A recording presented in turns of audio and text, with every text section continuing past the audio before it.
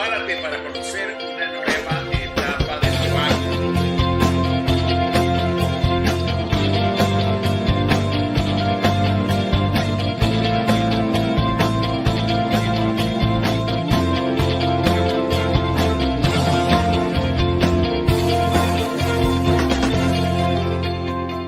Prepárate para conocer una nueva etapa de Proactive. Bienvenidos a Proactívate, un espacio para disfrutar y compartir las experiencias profesionales, casos de aprendizaje, aportes y trayectorias y experiencias de nuestros excelentes invitados en tres grandes áreas de enormes posibilidades: liderazgo todoterreno, experiencias de servicio y coaching organizacional.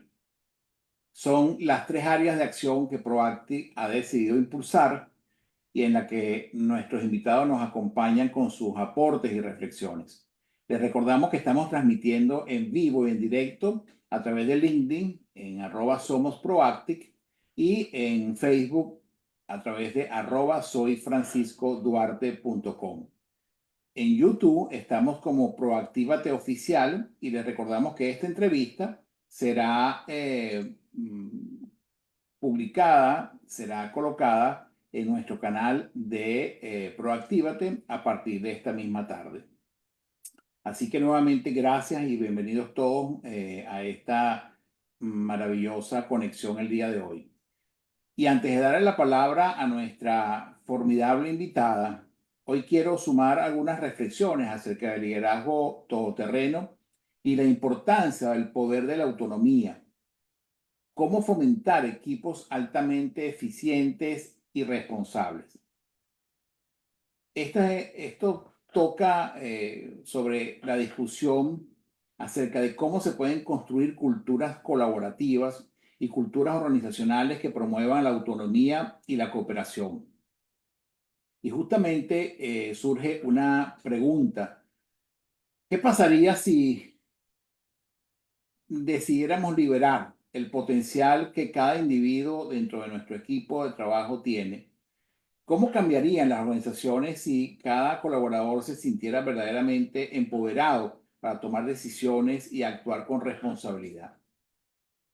Realmente estos cambios son los que justamente hoy en esta modificación de estructuras organizacionales y de comportamientos son los que las organizaciones cada vez más exigen.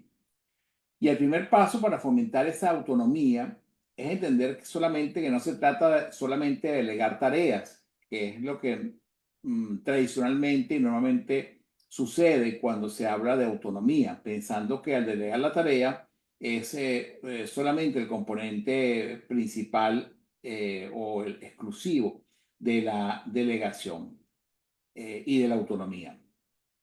La autonomía implica dotar a los colaboradores de la confianza y los recursos necesarios para tomar decisiones por sí mismos y al tiempo de proporcionarles también un marco de perspectivas, de objetivos claros, de una visión compartida y además tener la posibilidad de de poder ejecutar actividades y acciones en concordancia con justamente los criterios de autonomía que cada líder en la organización y cada colaborador puede tener. Hay una frase que se repite mucho en el programa de formación de facilitadores virtuales profesionales, al cual tengo el privilegio de asistir, y es la siguiente: cada vez que necesitamos opinar o tomar una decisión sobre un determinado aspecto que puede estar en discusión dentro del programa, surge la siguiente frase: actúa según tu mejor criterio. Y al principio, cuando nuestro mentor hacía referencia de esta frase, a mí me parecía algo así como que una frase odiosa, una frase realmente que no me inspiraba, digamos, mucha seguridad, ¿no?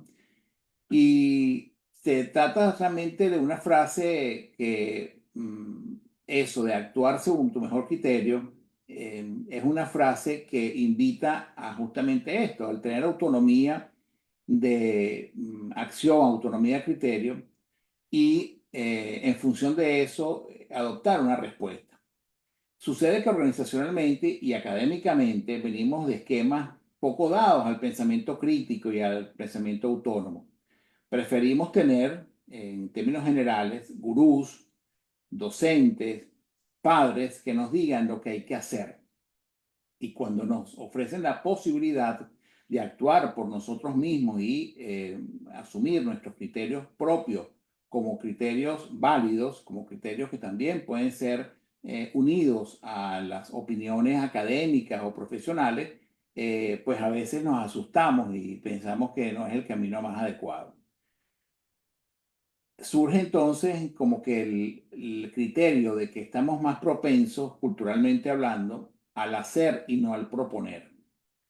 Leí una frase poderosísima recientemente que dice lo siguiente: la autonomía no es la ausencia de liderazgo, sino la expresión más elevada de confianza y responsabilidad compartida. Y es así, realmente la autonomía tiene que ver con ese elemento fundamental. Entonces, ¿cómo construir una cultura de autonomía y de liderazgo todoterreno? Y ahí los líderes tienen un papel fundamental en la construcción de este tipo de cultura que fomenten la autonomía. Esta cultura tiene que ver con la construcción de entornos de confianza, con entornos donde el error se vea como una oportunidad de aprendizaje y no como una falla catastrófica con consecuencias que pueden ser penalizadas incluso. De manera tal que eso es un factor fundamental, el asumir el error como una fuente de aprendizaje. La otra característica de las culturas organizacionales es justamente la confianza. Un líder que desea fomentar la autonomía debe ser capaz de generar la confianza en su equipo y esto implica, entre muchas cosas, ser transparente en la comunicación. Sentimos que muchas veces los líderes prefieren asumir respuestas elaboradas en vez de ser auténticos y poder asumir las cosas tal cual como son pues, y como han sucedido. El otro elemento es la capacidad de mentoría que pueden tener los líderes. Eso es un factor fundamental en una cultura colaborativa, en una cultura autónoma que puede ser fomentada en la organización. Eso requiere justamente que los líderes se formen y actúen como mentores y fundamentalmente permitir que los colaboradores actúen buscando sus propias soluciones. Esto que genera, bueno, desarrolla habilidades críticas en el equipo y tienen un sentido de propiedad sobre el trabajo. De manera tal que autonomía y cooperación son dos caras de la misma moneda. Es sí, una moneda que puede perfectamente irse volteando en términos de fomentar la eficiencia individual y al mismo tiempo la cooperación colectiva. Mientras los esfuerzos individuales permanezcan alineados a los objetivos Vamos colectivos, mucho. se puede lograr ese equilibrio de avanzar en el sentido de la autonomía. Vamos, mi King. Mi King, King.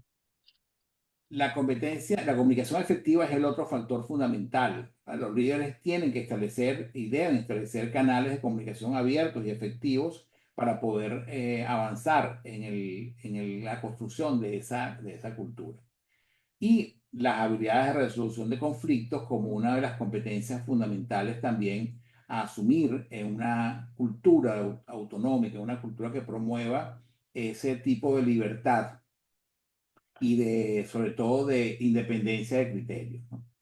De manera tal que la idea es enseñar a los equipos de trabajo a resolver sus propios conflictos de manera constructiva y mantener un ambiente de trabajo saludable. Qué bueno, qué cosa tan buena cuando nos mantenemos en un ambiente de trabajo cómodo, libre, sin necesidad de estar sintiéndose atacado o observado por las conductas que podemos realizar en un momento determinado.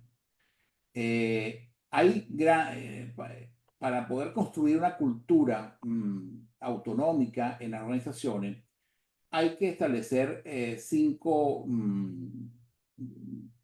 claves para poderla realizar, ¿no? Y con esto recopilo lo que he dicho hasta el momento. La comunicación como un elemento fundamental, no solamente las relaciones interpersonales, sino entre los departamentos, entre las unidades organizativas. La coordinación como un aspecto también a tomar en cuenta y a contar con responsables dentro de cada equipo. La complementariedad, ¿verdad? Porque es un elemento fundamental de poder saber cómo me puedo yo unir a otro miembro del equipo en búsqueda de un objetivo común. La confianza, ya lo hemos comentado, el compromiso con las actividades que realizamos y finalmente la resistencia, la capacidad de decisión que podamos tener sobre la resiliencia, sobre el insistir en el logro de objetivos autónomos también en la organización. Entonces, realmente hay una serie de preguntas que surgen a partir de lo que significa la construcción de una cultura autónoma en las organizaciones. Confío lo suficientemente en mi equipo como para permitirle tomar decisiones importantes sin mi intervención directa. Estoy proporcionando a mi equipo claridad necesaria en cuanto al cumplimiento de sus objetivos. Todos comprendemos qué tipo de objetivos necesitamos realizar y de qué manera se pueden llevar a cabo. ¿Cómo puedo mejorar esa autonomía a través de mi capacidad de mentoría como líder todoterreno y poder impulsar esa cultura en la organización? Y finalmente, ¿qué puedo hacer yo hoy como líder para aumentar la adaptabilidad de mi equipo ante los cambios? Así que la recomendación y digamos la conclusión dentro de toda esta reflexión sobre la importancia de la autonomía y el liderazgo todoterreno es una frase que tiene que ver con la grandeza del líder. La grandeza del líder no se mide por el control que ejerce, no se mide por la capacidad de justamente de supervisión, sino por la libertad que otorga y por la autonomía que otorga. Y la reflexión es cómo podemos entonces mejorar y fomentar la autonomía de nuestros equipos.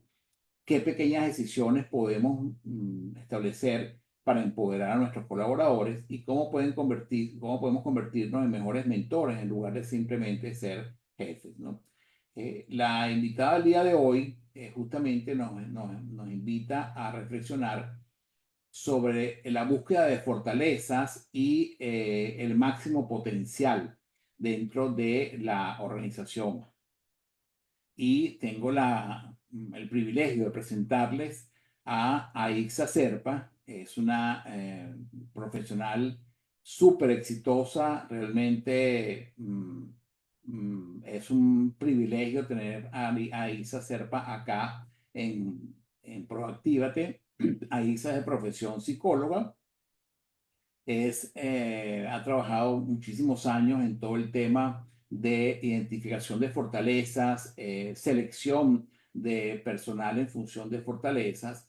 Ha trabajado en empresas multinacionales durante también bastantes años y actualmente ella vive en Madrid, en España, acompañada de su esposo y de su hija.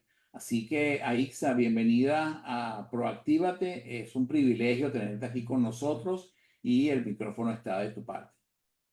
Gracias a ti, Francisco, más bien por la invitación y esta oportunidad de hablar de fortalezas dentro de toda esta introducción que has señalado. Me parece fabulosa e interesantísimo lo de la autonomía en los equipos de trabajo y donde precisamente las fortalezas juegan un papel, pero fundamental.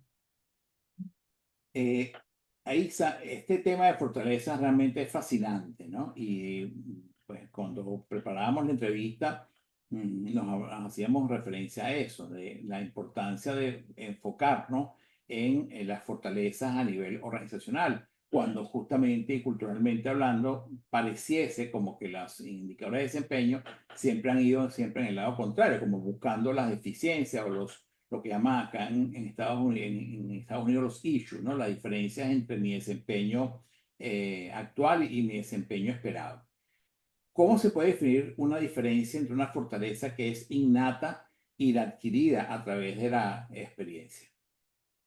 Bueno, muy interesante tu pregunta porque además mucha gente se la hace. Mira, bajo el modelo de fortaleza que yo manejo, Ujú. hablamos de eh, cuatro, eh, cuatro cuadrantes donde caen las fortalezas que son medidas a través de un test en concreto, ¿no? Que es el Strength Profile. Estas cuatro cuadrantes son las fortalezas descubiertas, fortalezas no descubiertas, ¿ok? Las conductas aprendidas y las debilidades, ¿ok? Y explico brevemente cada una de ellas. Las fortalezas descubiertas son aquellas que aplicas en el día a día, te dan energía, te dan motivación, las haces con mucho gusto y las haces bien, ¿ok? Y bueno, las haces con frecuencia. Las fortalezas no descubiertas son un tesoro escondido porque son fortalezas que si bien las haces bien y te dan energía, estás teniendo poca oportunidad de aplicarlas. Entonces están como allí escondidas, ¿no? Sin realmente darte cuenta que puedes sacarle mayor provecho. Luego están las conductas aprendidas, que son todas aquellas conductas que has aprendido a lo largo del tiempo por necesidad de la organización que te las exigieron, porque tuviste que aprender, etc. Pero a diferencia de las fortalezas, no te dan energía. Son aquellas cosas que haces bien, eres bueno, pero que después que las haces terminas como agotado, cansado, porque son cosas que aprendiste a hacer, se te da, pero te consumen energía. Y luego tenemos las debilidades, que son aquellas que definitivamente no naciste ese día, no haces bien y por supuesto no te dan energía. ¿Qué encontramos en las organizaciones? Fundamentalmente una descripción de cargo que contiene todas tus funciones que vas a realizar y una lista de competencias. Esa lista de competencias son aquellas cosas que tienes que hacer bien. ¿Cuál es el gran error? Que hacemos selección y hacemos promoción y evaluamos y hacemos evaluación de desempeño a partir de competencias y resulta que las competencias no necesariamente, si bien son cosas que debes hacer bien, no son cosas que te hacen, te dan energía y te generan motivación y compromiso. Eso entonces trae como consecuencia que la persona está ceñida a hacer cosas que hace bien, pero que al no darle motivación, pues termina afectando su bienestar, su felicidad, y ahí tenemos una persona potencialmente fuera de la compañía el día de mañana porque no está haciendo lo que le apasiona y lo que le gusta. Entonces, en respuesta un poco a tu pregunta, tenemos fortalezas, aquellas cosas que no solo hago bien, sino que además me motiva, me gusta, me llama la atención, me aboco a ella y se me va el tiempo haciendo eso. Mientras que las competencias son aquellas cosas que me han exigido aprender a hacer, las ejecuto bien, pero no me dan energía. Allí fundamentalmente estaría la diferencia. Ya. Y hablando justamente de esto que podemos llamar debilidades y también se llama a veces ahora áreas de oportunidad, pues como creo yo para suavizar un poco el tema de lo que significa una debilidad. ¿Qué papel juegan las creencias limitantes en la capacidad de una persona para identificar su fortaleza? Pero muchas veces el gran trabajo que creo que tú haces es sacar a flote algo que muchas veces cada persona no reconoce que tiene. ¿Cómo se puede o qué papel juegan esas creencias limitantes en la identificación de la fortaleza? Mira, mucho, sobre todo si partimos de que esa creencia limitante surge a raíz de lo que yo escucho que dicen los demás sobre mí. Entonces me dicen, mira, tú eres bueno en esto, pero no eres bueno en aquello, etcétera. Entonces yo construyo mi propio perfil en función de lo que me dice la gente, ¿ok? Y eso hace que yo limite la posibilidad de explorar aquello que realmente me apasiona, aquel talento con el que nací y que no he tenido oportunidad de invertir tiempo y esfuerzo para desarrollar y consolidar y alcanzar finalmente una fortaleza. Ujú. Porque si me voy un paso atrás, entender la fortaleza hay que entender que detrás de ella hay un talento con el que naciste, ¿ok? Pero que dadas las situaciones, el entorno, tu familia, tus estudios, las condiciones culturales, etcétera, llevaron a que ese talento se desarrollase en el camino, ¿ok? Y hoy en día conforman tus fortalezas. Hay personas que no tuvieron esas oportunidades y tienen talentos como ocultos, ¿no? Y te pongo un ejemplo, a una persona en el área de contabilidad o en el área de finanzas muy buena con los números y te das cuenta que en los ratos libres dibuja o pinta o le gusta el arte y tú dices, bueno, pero esto no me encaja mucho, ¿no? Resulta que la persona se dedicó a reforzar unos talentos, pero no otros que están allí ocultos. Entonces, tenemos muchos talentos, no todos los podemos desarrollar, La persona decide un poco y en el camino, como te digo, la familia, los padres nos promocionan un poco hacia determinadas fortalezas, es lo que terminamos desarrollando. Entonces, aquí entro a definir algo bien importante y es no que terminamos definiéndonos nosotros mismos sobre ese desempeño que nos dicen que tenemos. Y eso es totalmente incorrecto. La fortaleza no parte de ese desempeño, porque ese desempeño es lo que el otro ve de mí. Y la fortaleza parte de la energía que a mí me da. El otro no puede saber si a mí me da energía o no. El otro puede saber que me ve viendo haciéndolo, pero no me puede decir, tú debes hacer esto porque tú eres bueno en esto. No, eso lo decido yo en función de si me da o no me da energía. Y ahí entonces la gran diferencia y Claro. Sí. ¿Y qué fundamental, método ¿no? entonces recomiendas a ICSA para justamente descubrir esa fortaleza, tal cual como tú lo planteas, no son tan evidentes a simple vista? Sí, no son tan evidentes, pero hay dos maneras. Una manera, por supuesto, es la vía de hacer el test que te permite evaluar a profundidad y obtienes entonces un total de 60 fortalezas identificadas en los 4 cuadrantes. Pero otra manera también muy sencilla es que eh, en el día a día o puedes hacer como un registro en la semana, ¿ok? Y piensa, aquellas cosas que has hecho y que cuando te diste cuenta se te fue el tiempo y dijiste, bueno, se me pasó el tiempo y estaba haciendo esta tarea y no me di cuenta, ¿no? Aquellas cosas que sientes que te emocionas, que te levantas en la mañana y dices, qué bueno, hoy voy a hacer esto, ¿ok? Mm. Eso está asociado, detrás de eso hay una fortaleza.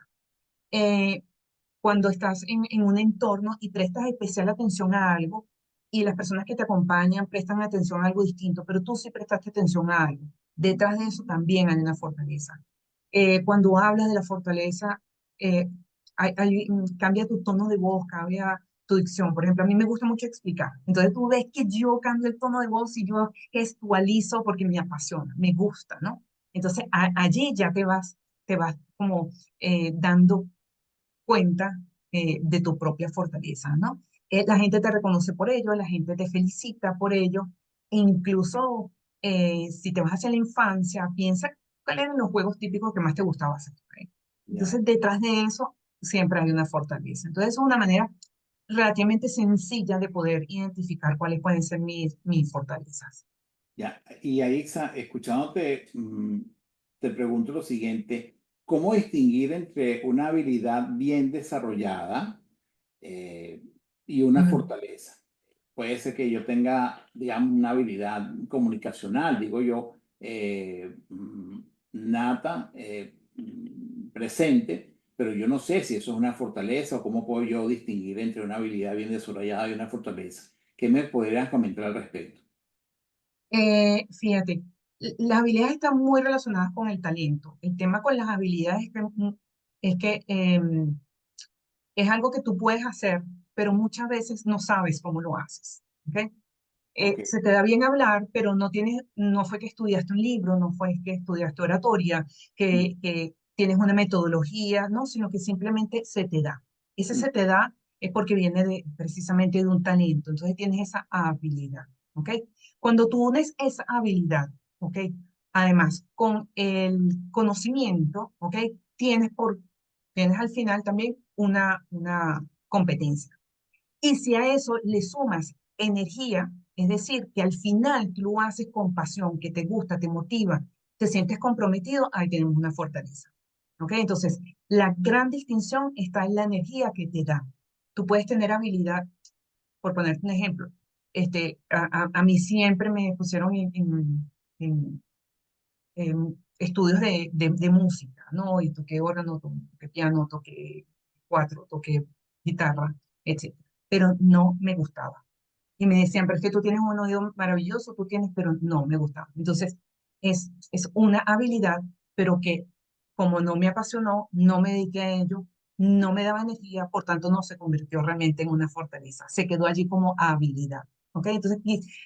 Eh, no deberíamos confundir, tenemos que centrarnos sobre todo más en fortaleza, porque además, al ser yo consciente de la fortaleza, yo puedo regularla, yo puedo potenciarla, yo puedo combinarla, yo puedo modularla, bajarla, ¿ok? Discernir qué fortaleza uso ahorita, qué fortaleza no uso. eso es más difícil de ejecutar con una habilidad. Eh, ¿Qué impacto tiene el autoconocimiento en la capacidad de una persona para superar sus debilidades, sus áreas de oportunidad? Eh, Fíjate, sí, a mí me gusta mucho citar a Marcus Buckingham, que es el, trabaja mucho el tema de psicología positiva y trabaja mucho el tema de las fortalezas, ¿ok? Y me gusta mucho citarlo porque él escribió un libro que seguramente ustedes conocen, nuestra audiencia que nos está escuchando seguramente lo conoce. Un primer libro se llamaba Primero rompa todas las reglas, ¿ok? Y el segundo libro se llamaba Ahora descubra sus fortalezas. Y una de las cosas que él señala en su primer libro de Primero rompa todas las reglas es que no debemos dedicarnos a mejorar nuestras debilidades. Esa obsesión, digamos, de las empresas y de los líderes, decir, bueno, vamos a hablar de tu desempeño.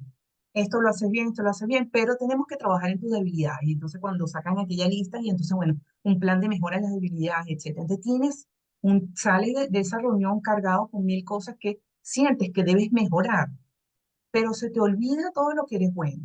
¿Ok? Entonces, si no naciste con esos talentos, si allí no se concentran tus habilidades, no se concentran tus fortalezas, vas a estar dedicando tiempo, esfuerzo y energía sobre algo que va a tener un techo.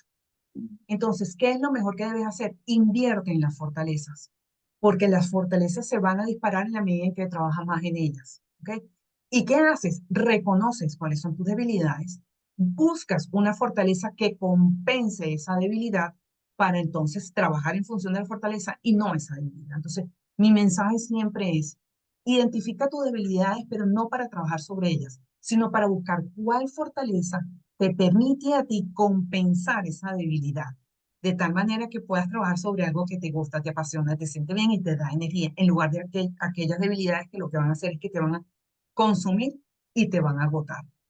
Pero de aquí a que lleguemos allá va a ser un camino muy largo que los supervisores digan vamos a trabajar en función de la fortaleza, pero es lo que se llama el Strength-Based Organizations, que es una tendencia que se sigue mucho en Inglaterra, por cierto, pero que no ha llegado a todas partes.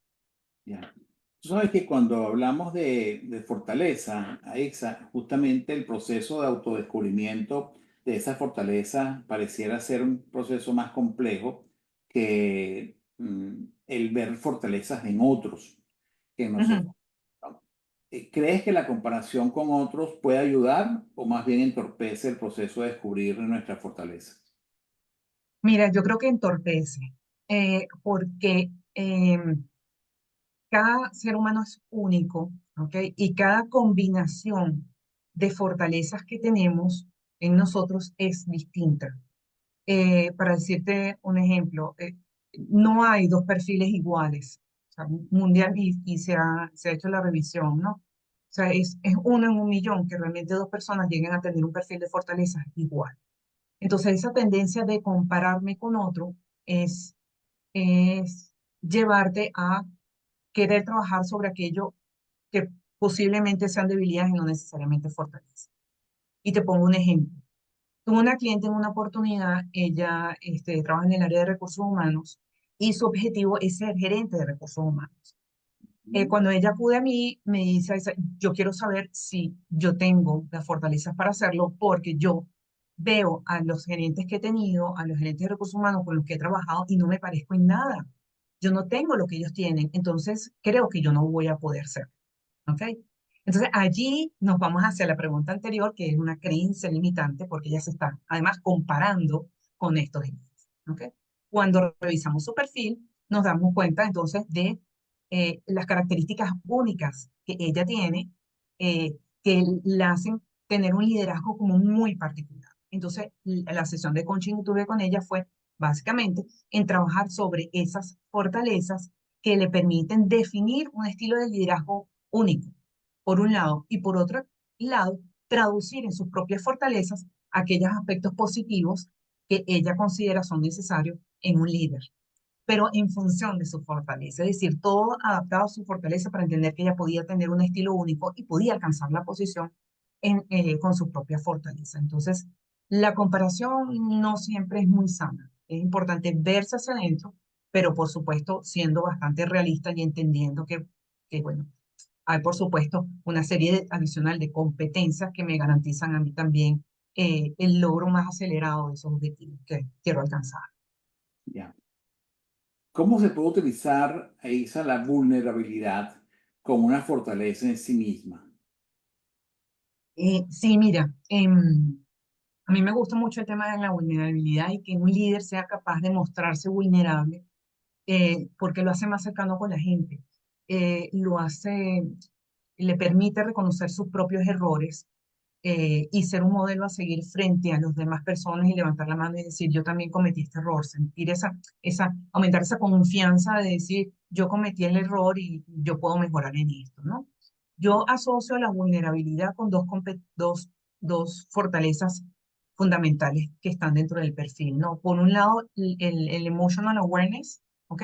Y la autenticidad, ¿ok? Entonces, en la medida en que yo soy más auténtico, yo me muestro más como soy, sin temor a que salga de mí a flote esa vulnerabilidad y los demás la vean, por un lado. Y por otro lado, la conciencia emocional, ¿ok? Yo sentirme de cierta manera y no dudar en expresarlo, ¿ok? Para que los demás entiendan cómo me estoy sintiendo, demostrar también esa vulnerabilidad a través de esa emoción correctamente expresada, ¿ok? Para que los demás me entiendan, hagan empatía y poder tener el apoyo de los demás y que los demás confíen en que yo estoy mostrando mi ser, mi autenticidad allí en ese momento. Entonces, para mí la vulnerabilidad es importante, creo que todo líder no debe tener en demostrarla y en términos de fortaleza estaríamos hablando de estas dos, de autenticidad y de emotional awareness. Muchas veces se confunden a nivel organizacional el dominio de habilidades técnicas con fortalezas fundamentales. Mm. ¿Qué recomendaciones darías tú a los líderes, sobre todo en el área de capital humano, recursos humanos, para justamente deslindar estos dos tipos de, digamos, de fortalezas y si es posible justamente diferenciarlos lo suficiente? Sí, bueno, los conceptos tienen que estar muy claros, ¿no? Entender qué es competencia, qué es una fortaleza y esta parte como más de conocimiento técnico. Sin embargo, detrás de todo conocimiento técnico siempre va a haber también una fortaleza, ¿no? Que yo domine un software, por ejemplo, es un conocimiento técnico, pero detrás hay una fortaleza de minuciosidad, por ejemplo, de mejorador, ¿ok? Ese tipo de fortalezas. Entonces, en la medida en que yo domino más los conceptos de fortaleza, puedo entender cuáles están detrás de un conocimiento técnico concreto. Y eso me va a permitir a mí poder exigirle a una persona cierto nivel de conocimiento técnico porque sé que cuenta con esa fortaleza. Entonces, todo parte del dominio de esa fortaleza y del conocer la fortaleza dentro de mi equipo, para yo saber si puedo exigirles más o no sobre determinados conocimientos técnicos. Entonces, una persona que es más creativa, que es más innovadora, y yo le exijo que tiene que dominar SAP, ¿ok? A esa persona, bueno, se va a sentir un poco encasillada, se va a sentir, bueno, que quizás le va a costar, va a querer entrar por otras vías a dominar la herramienta, va a tener dificultades, etcétera. Entonces, no puedo exigirle tanto. Si me voy hacia atrás y reviso qué fortaleza tiene esta persona y si me garantiza un buen aprendizaje técnico, es hacia donde yo debería ir. Y las personas asociadas en temas de formación quizás deberían ir por allí. Primero, ¿cuáles son tus fortalezas? Y sobre eso saber qué tipos de conocimiento técnico vas a poder dominar más o la curva de aprendizaje va a ser mucho mayor. Yo creo que por ahí sería ideal. El otro componente de esta entrevista tiene que ver con descubrir el máximo potencial. ¿Pudieras Mm. comentarnos, Aisa, de qué se trata esto de máximo potencial y qué prácticas diarias sugerirías para mantener un enfoque constante en el desarrollo de ese máximo potencial? Sí, fíjate, una vez que conoces tus fortalezas, hay personas que se quedan allí, ¿no? Y entonces dicen, bueno, estas son, y qué bueno, y quedan en una gaveta y más nunca las vio, ¿no? la idea de conocer la fortaleza va más allá de solamente tenerlas en una hoja o en tu escritorio, o en un documento o en un archivo, ¿ok? Yo recomiendo la técnica del ABC, ¿ok? Por un lado, activarlas, que tú sepas bajo qué situaciones y en qué contexto debes activar una fortaleza, porque te va a ayudar a alcanzar el objetivo que estás buscando, porque va a garantizar mayor colaboración, va a garantizar una mejor comunicación con tu cliente, etcétera, ¿no? Entonces, eh, es una habilidad habilidad realmente que se va adquiriendo con el tiempo, que tú puedas tomar esa fortaleza y sacarla dentro de ti y aplicarla en ese momento. Entonces, lo primero es activar la fortaleza. En Ok. segundo lugar está bajar la fortaleza, porque a veces tenemos fortalezas que están eh, eh, demasiado activas y Demasiado en pro, sobrevaloradas, ¿no? exactamente, entonces en pro del logro del objetivo del equipo, tú tienes que bajarle un poco. Por ejemplo, cuando tú tienes la minuciosidad y tú tienes un tiempo limitado para la entrega de un documento, si tú te detienes demasiado en esa minuciosidad, no vas a llegar. Entonces, a esa fortaleza tienes que, como le decimos, bajarle un poco. ¿Ok? Claro. Entonces, aprender a cómo bajar es otra técnica que hay que aprender a trabajar, ¿no? Ujú. Y la tercera es combinar. ¿Ok? Entonces, ya yo sé activar, sé bajarla, pero resulta que las fortalezas no trabajan solas. Las fortalezas tienden a trabajar juntas. ¿Ok? Entonces, yo puedo combinar dos para tener un resultado mucho más potente, ¿no? Por ejemplo, hay dos fortalezas, para citarte un ejemplo, ¿no? Tú tienes acción y valentía. ¿Ok? Entonces, si tú unes esas dos fortalezas, tú ejecutas y además eres valiente y te lanzas a hacerlo con acción, imagínate tú el resultado que puedes alcanzar, ¿no? Por citar un ejemplo. Otro ejemplo, tú tienes agente de cambio y la fortaleza de aventura, ¿ok? Que te lanzas bueno, una aventura, pero además eres agente de cambio. Imagínate tú lo que se pueden potencializar. Ese es un tipo de combinación. Y otro tipo de combinación es cuando unes una fortaleza a otra para esta reducirla un poco, ¿no? Cuando tienes una como muy alta, ¿no? Por ejemplo, estás trabajando con un cliente y tienes la fortaleza eh, de persuasión, pero comienzas a darte cuenta que el cliente se está viendo afectado emocionalmente por tu nivel de persuasión que estás teniendo con él. Ujú. Darte cuenta de cómo está reaccionando tu cliente, ¿ok? Que justamente la conciencia emocional te hace regular la persuasión y dices, yo voy a bajar un poco porque el cliente está reaccionando de esta manera.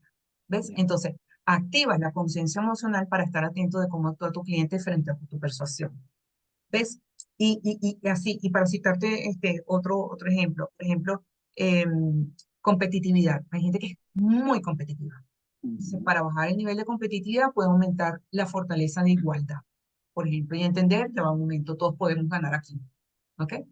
Entonces, son ese tipo de combinaciones. Mi recomendación es aprender eso, el activar, bajar y combinar las fortalezas para ser más conscientes de ellas y para poder regularlas y sacar el máximo potencial de ti mismo y de las acciones que quieres ejecutar. Aquí en el chat, Manuela nos colocó justamente la referencia de Marcus Buckingham, así Sí. que gracias, Manuela, por esas referencias de este maravilloso autor y que también justamente trabaja sobre este aspecto de cómo descubrir nuestras fortalezas. A veces las fortalezas las descubrimos en situaciones de crisis o solamente emergen. No sabíamos que la tenía, pero emerge en una situación de crisis o de dificultad. ¿Cómo podemos descubrir esas fortalezas ocultas y sin necesidad de esperar a un momento crítico como la que ellas emergen? Bueno, antes citaba algunos ejemplos de que situaciones en las que se te va el tiempo, situaciones en las que prestas atención más a algo u otra cosa, ¿no?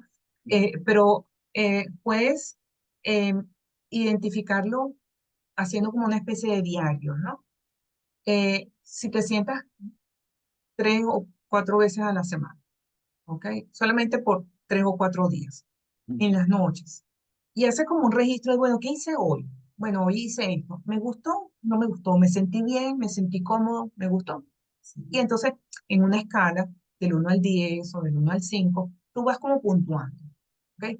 Aquellas actividades que más alto puntúan y que más te gustaron, más energía obtuviste, detrás de eso hay una fortaleza. Entonces tienes que estar consciente de eso para que el día de mañana sepas que pueden aflorar en un momento precisamente de crisis donde quizás no puedas darte cuenta de manera inmediata. A veces, en ocasiones, y suele suceder, ¿ok? Que precisamente esos momentos de crisis son los que nos hacen ver realmente de qué manera estamos hechos, ¿no? Como un decir, ¿ok? Este, y bueno, y funciona maravillosamente. Lo ideal también es no dejarlo pasar y reflexionar posteriormente a eso. ¿Cómo reaccioné? ¿Por qué reaccioné así? ¿Qué hay detrás de eso? ¿Qué me hizo sentir?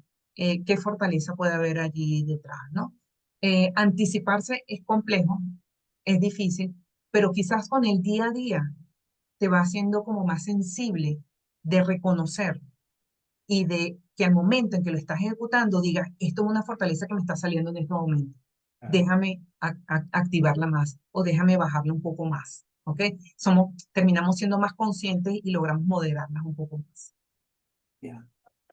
Ahí, en Proactive, como decía al principio de esta entrevista, hemos hecho una decantación de nuestra oferta de servicios de educación corporativa y finalmente promovemos 3 grandes líneas de acción, que son liderazgo todoterreno, experiencias de servicio y coaching organizacional.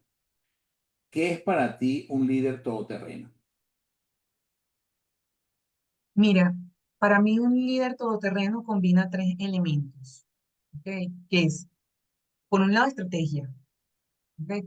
No solo porque tiene visión estratégica como fortaleza, sino que además la sabe transmitir. El segundo elemento es el elemento de cambio. ¿Ok? No solo que se adapte a los cambios, sino además que sea promotor de cambio. ¿Ok? Y que ayude a los demás a generar ese cambio, a aceptarlo, a comprenderlo y facilitarles esa transición por la que han de pasar. Sería el segundo elemento. Y el tercer elemento sería la emocionalidad.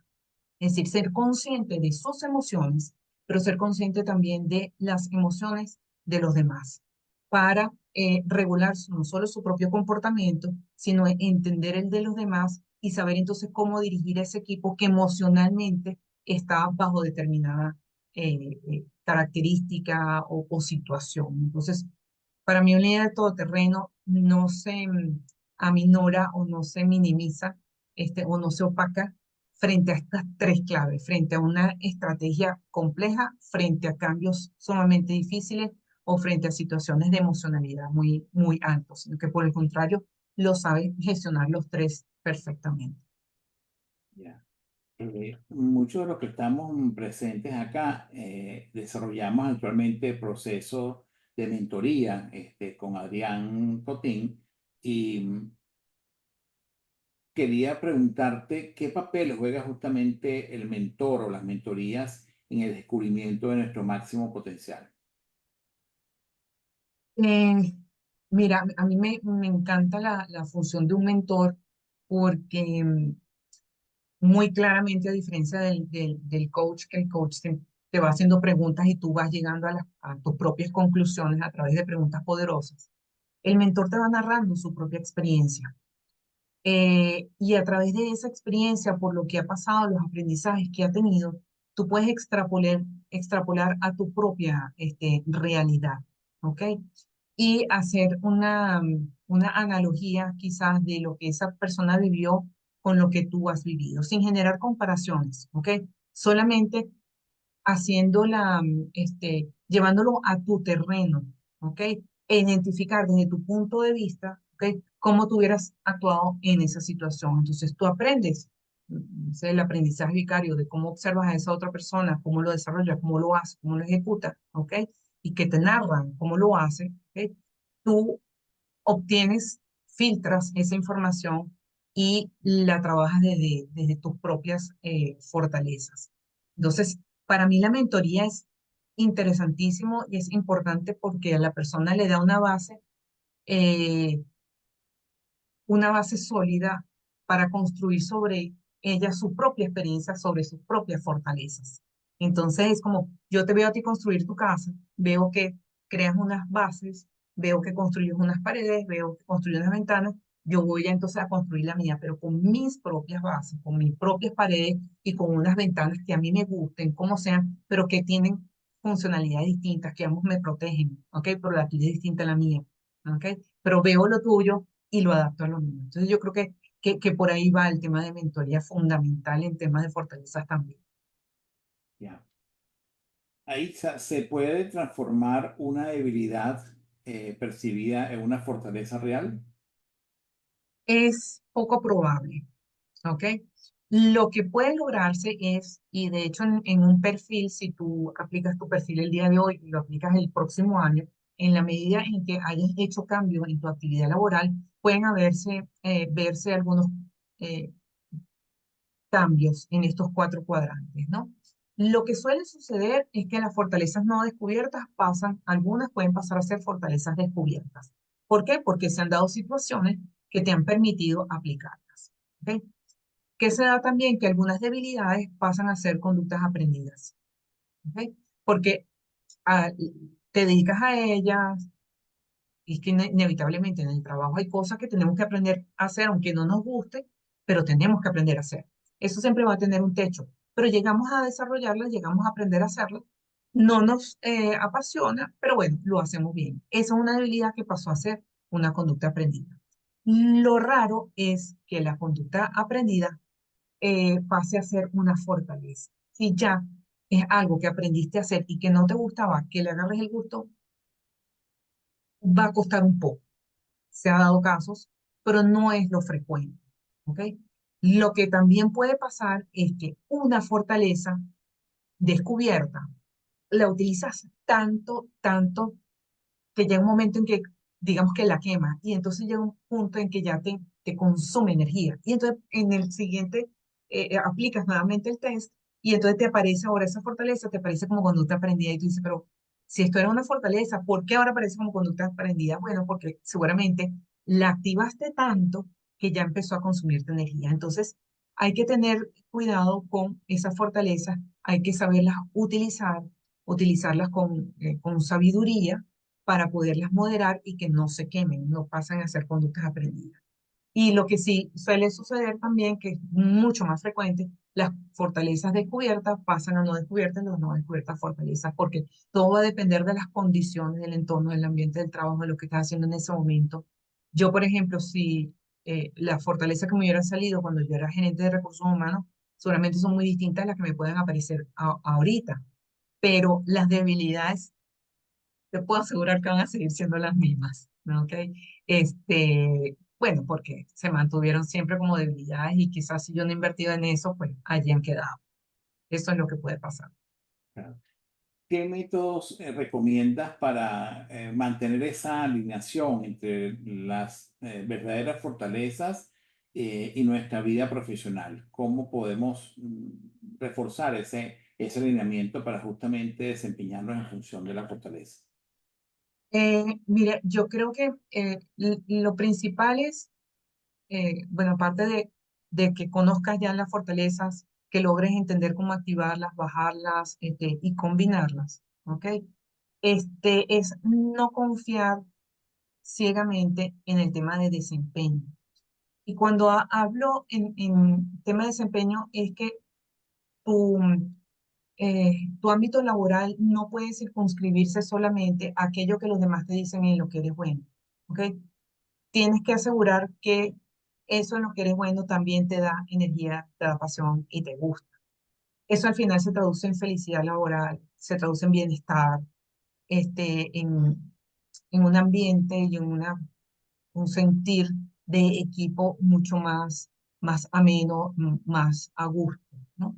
Entonces, mi recomendación es eh, llegar a practicar las fortalezas hasta el punto de dominarlas para saber cómo activarlas, bajarlas, combinarlas en un entorno que te permita ponerlas en práctica siempre que sea posible y evitar el tipo de trabajo donde se concentran sobre todo competencias, pero no te permite aplicar la fortaleza, porque vas a estar amargado en tu sitio de trabajo, vas a estar agotado todo el día. Y esas personas que llegan a la casa agotados diariamente, porque está bien que llegues agotado un día, 2 días, es natural, nos agotamos en el sitio de trabajo, Sí, pero en promedio deberíamos sentirnos a gusto, satisfechos, emocionados, levantarte en la mañana, qué bueno, hoy tengo esta actividad, ¿no? Eh, Eso es el deber ser. Pero si todos los días te sientes agotado, algo está pasando. Hay fortalezas que no estás utilizando más las debilidades, estás utilizando más las competencias. Y eso debe ser algo sobre lo cual tienes que meter un poco el ojo. Algo está pasando. ya. Aquí en el chat, Marianela nos hace una pregunta. Yo preferiría, Marianela, si puedes abrir el micrófono y se la formulas tú directamente a nuestra invitada. Sí, hola Isaac, gracias Francisco. Sí, mi pregunta está orientada al tema de cómo la educación y la cultura puede apoyar en la identificación de fortalezas. Sabemos que ahí hay un tema álgido, ¿no? Porque depende de instituciones y de cada uno de nosotros quienes participamos específicamente en áreas de formación, ¿no? Pero ¿cómo pudiéramos apoyar aún más? Sí, mira, el concepto de fortaleza no es tan bien conocido o bien manejado por todas las organizaciones, ¿no? Como decíamos antes, se confunde con el tema de desempeño, que es lo que yo veo que tú haces bien. Y para mí ya eso es suficiente, cuando realmente detrás de eso está la energía que le produce a la persona. Hoy en día estamos en un entorno donde la educación y la cultura, como bien señalas, te llevan a este tema de desempeño, a lo que yo observo que tú haces bien. Y entonces sobre eso yo invierto, sobre eso yo te lo digo y entonces tú crees en lo que yo te digo y entonces te vas por esa línea. Y cuando vienes a ver, has ido avanzando en un terreno que, si bien lo haces bien, no es realmente lo que te apasiona. Entonces, entender, tratar de trabajar más sobre este modelo de Strengths-Based Organizations es fundamental para que las compañías sepan cómo medir, cómo identificar, cómo reconocer esa fortaleza en el equipo de trabajo y, trabajar, y hacer las distribuciones de tareas, de asignaciones, de proyectos, de roles en función de eso. Entonces, la educación no está en lo absoluto alineada a la fortaleza. ¿Por qué? Porque yo te enseño esto y tú tienes que presentar un examen en función de este conocimiento técnico que tienes que tener. Mira, hay una historia muy bonita, que es un video que yo le coloco, coloco en algunas charlas, ¿ok? Este, hay dos historias, ¿no? Pero esta en particular es un chico que narra cómo cuando pequeño era muy inquieto y siempre lo mandaban a la dirección. Desde que tenía como 7 años. Era inquieto, entonces movía las piernas, movía el escritorio, movía el lápiz y no se quedaba quieto. Entonces todos los profesores siempre lo mandaban a un rincón, a una esquina, quédate quieto, quédate quieto. Hasta que un día llegó un profesor y le dijo, quédate después de clase, necesito hablar contigo. Él pensó, por supuesto, que lo iban a mandar nuevamente a la dirección. Y el profesor sacó de la gaveta que tenía, sacó dos palitos de esto de batería, ¿ok? Y le dijeron, ¿tú sabes qué es esto? Y entonces le dijo, sí, son de una batería. ¿Has tocado alguna vez batería? Y el niño le dijo, no. Entonces dice, bueno, voy a hablar con tus padres para que te pongan en clase. Hoy en día él es un famoso baterista, ¿ok? Entonces, en la educación, no todos los profesores, no todos los maestros y educadores entienden que detrás de incluso un comportamiento que pudiera parecer disruptivo, detrás de eso hay una fortaleza, ¿ok? Entonces miden a todos los alumnos con la misma vara, sin darse cuenta que detrás de las diferencias es precisamente lo que hace que cada uno tenga una fortaleza distinta. Entonces, trabajar de manera individual con cada uno, sé que es complicado, pero no es la tendencia en la educación. No estamos culturalmente formados a eso, tendemos a regañar al inquieto, a decirle que no se pague, etcétera, ¿no?